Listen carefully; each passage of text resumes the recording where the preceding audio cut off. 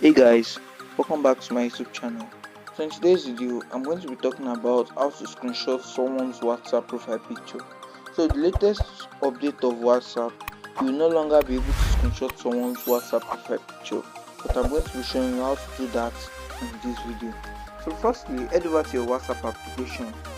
Then on your WhatsApp application, click on the person's profile that you would like to screenshot. So this is the profile I would like to screenshot. So you just have to do is to screenshot it like this. Once you screenshot it, click on it to crop it.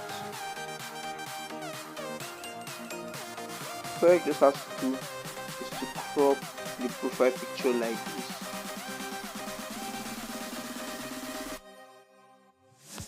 So as you can see guys, I've successfully cropped this profile picture. So you just save it afterwards and you have it saved already like that. So that's just how you can do with this guys. If you find this video very helpful, don't forget to smash the like button and subscribe to this channel for more amazing content like this.